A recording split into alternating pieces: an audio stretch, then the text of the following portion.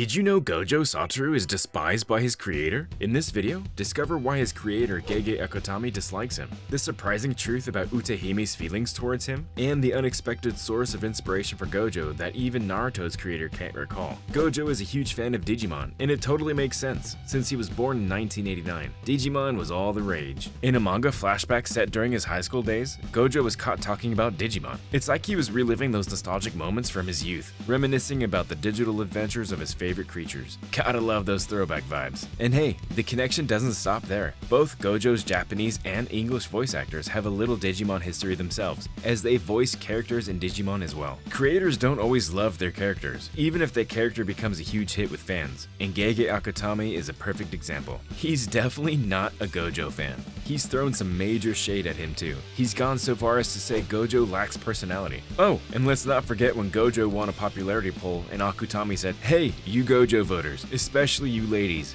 here's a little friendly tip. Go for Nanami instead."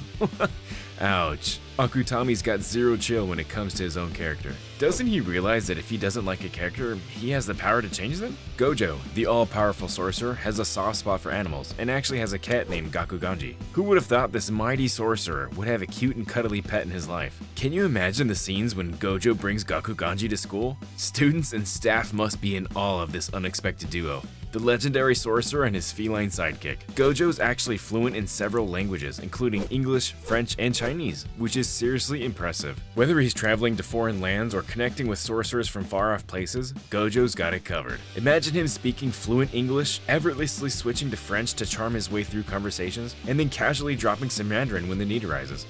Well, Gojo has said he excels at everything he does, and I guess this is proof. Gege Akutami isn't exactly a math whiz. He proudly claims to be an extreme liberal arts thinker, but he still went the extra mile for his fans to explain how Gojo's limitless technique works. Basically, you're dividing something over and over and over again. No matter how tiny it gets, it never truly reaches zero. Instead, it keeps getting smaller and smaller, heading straight for infinity. Crazy, right? When someone tries to attack Gojo, they get super close, but it's like they're still stuck in a never-ending loop of almost there. It's like he's dancing through space and time, teasing his foes with the taste of infinity.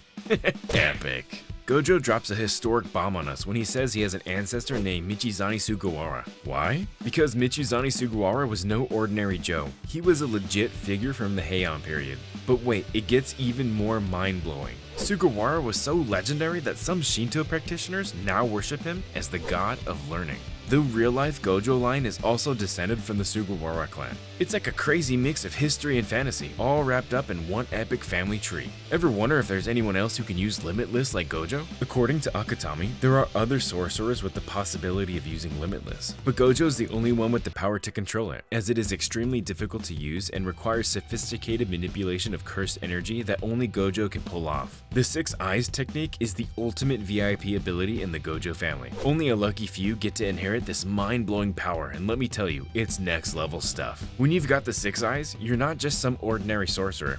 Oh no, you become a perception powerhouse. Your senses go through the roof, and you can see things that others can't even imagine. Gojo isn't only blessed with the Six Eyes, he also has the Limitless ability. To put things in perspective, no one else has had these two techniques in about 400 years. That's some serious history making right there. According to the Jujutsu Kaisen databook, what causes Gojo the most stress is when the higher-ups stick their noses where he feels they don't belong. But here's the crazy part. Even though it stresses him out, Gojo is the master of keeping his cool. He takes it all in stride. He's the personification of calmness in the face of chaos. Did you know that Satoru Gojo's name is packed with meaning and significance, just like his incredible powers? Satoru is derived from the Japanese verb meaning to know, or understand.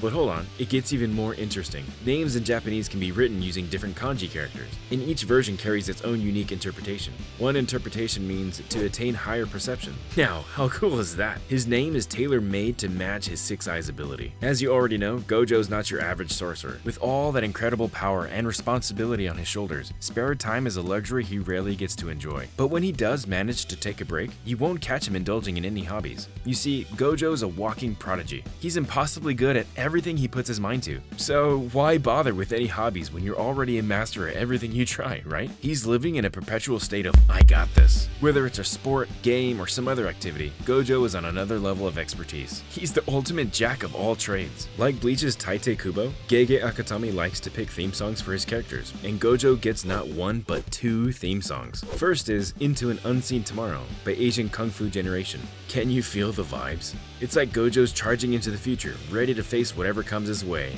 Epic choice, right?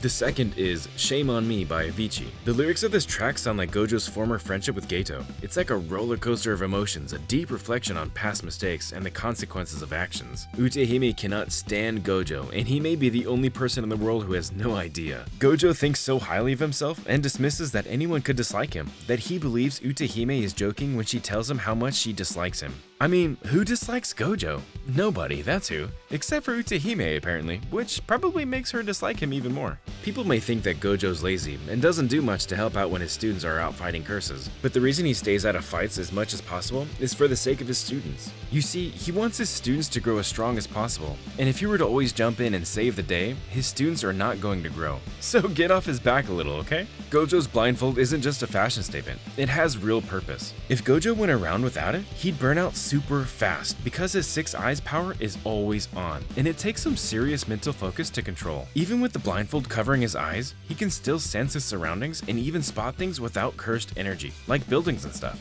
That's what makes him way more than your average sorcerer and gives him an upper hand in fights. Gojo is a real sucker for traditional Japanese culture. When he's not kicking cursed spirit butt, you might find Gojo decked out in some sleek traditional garb, looking like he stepped straight out of a historical drama. He appreciates the heritage and the essence of his culture, which is pretty darn cool. Whether it's a traditional festival, tea ceremony, or martial arts show, Gojo's right there, soaking up the vibes and embracing every moment. Yaga has a love-hate relationship with Gojo, and it's quite the rollercoaster of emotions. You see, Yaga gets frustrated and exasperated with Gojo's antics, but deep down, there's a soft spot for Gojo that he just can't ignore. And guess what? Yaga's one of the very few who actually gets Gojo. They've got a connection that's hard to put into words. Maybe it's because their history goes back to Gojo's high school days, as Yaga was his teacher. Gojo is a total sugar addict. He used to not care for sweets, but then he stumbled upon the genius idea to use sweets to boost his brain power. The next thing you know, he's head over heels for anything sweet. Cakes, ice creams, candies, you name it. Nowadays, you'll catch Gojo taking a break from the craziness to indulge in some sugary goodness. For some unknown reason, Gojo is not a fan of alcohol. Even though Gojo is legally able to drink, he doesn't do it. Maybe he doesn't like how it makes him feel or doesn't like the taste. Whatever the reason, it's his least favorite food, so don't expect to see him out drinking with his buddies anytime soon. While many may see striking similarities between Gojo and Kakashi, it's incredible to learn that Gojo's inspiration came from a minor Naruto character named Tanbo Tobitake. Similar to Gojo, Tanbo is a character with his eyes covered by bandages. He serves as a proctor during the tuning exams in Naruto. The seemingly minor character had such an impact on Gege Akutami that it sparked the creation of the mighty Gojo. And the cherry on top is when Gege Akutami finally got a chance to meet Masashi Kishimoto, the creator of Naruto, and asked about Tanbo's design. Kishimoto's reply was epic. Was there a guy like that? So even though Gojo and Kakashi share some striking resemblances, the truth is that Gojo's roots go back to a unique and obscure character, proving that inspiration can come from the most unexpected places. You've now uncovered some fascinating and lesser known facts about Gojo Satoru,